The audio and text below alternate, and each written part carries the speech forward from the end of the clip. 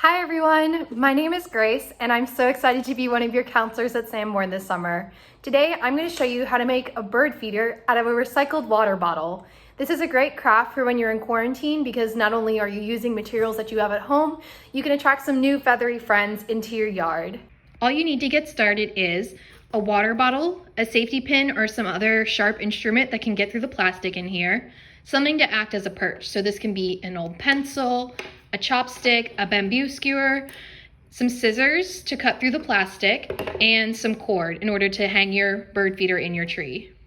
I recommend picking out some seed before you make your bird feeder, as the size of the seed will determine how big you can make the holes in your feeder.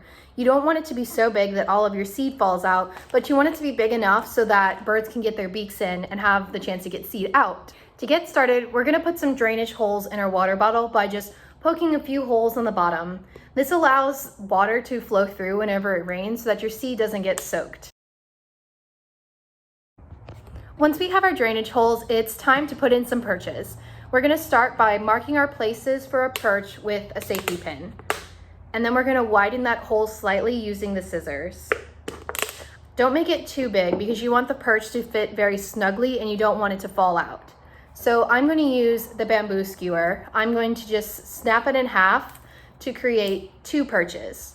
So I'm going to feed this end into the hole I just made. Once I have my skewer in here, I'm going to look at the other side and punch a hole in here to allow it to go through. I'm also going to widen this hole slightly to just allow the skewer to get through.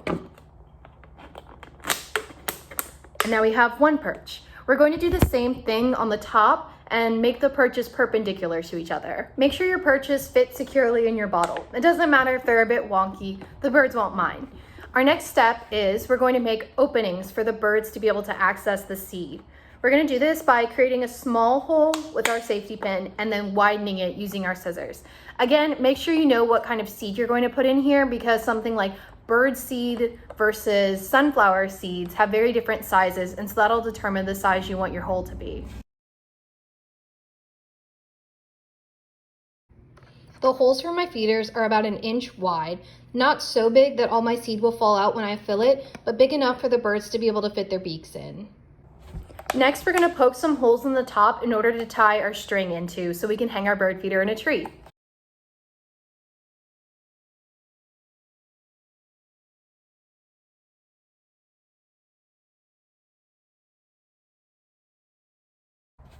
Now that we have our bird feeder structure finished, we can figure out what seeds we want to put in here. Now's a great time to actually look up what birds are in your local area and what kind of food that they like to eat. You can use dried corn, sunflower seeds, peanuts, or dried fruits. If you want to keep squirrels out of your feeder, you can use cayenne pepper to discourage them from eating your seeds. Birds don't have capsaicin receptors, which are what's used to detect heat and spice, but mammals like squirrels do. So a little bit of this will teach the squirrels to stay away from your feeder.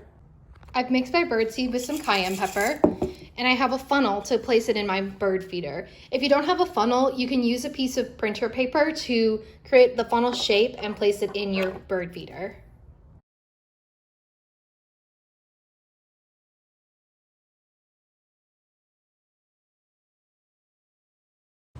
Once our feeder is mostly full, next comes the fun part, picking out a place to put it in your yard. Look for a place like a tree limb or a branch where you'll be able to see the birds and they'll feel safe going there to eat. Once you hung up your feeder, you're all done. Just wait for your feathery friends to appear. Once you have your bird feeder in your yard, all you have to do is sit back and wait for your birds to come. Now's a great time to look up what birds are local to your area. What do they look like? What are they called? What do they like to eat? And what time of day are they usually out?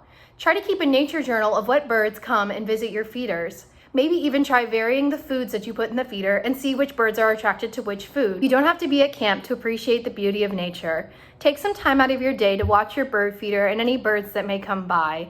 Sit outside, do a little bit of nature journaling, maybe even do a soundscape. Hope you guys enjoyed my tutorial for how to make your own homemade recycled bird feeder, and happy birding!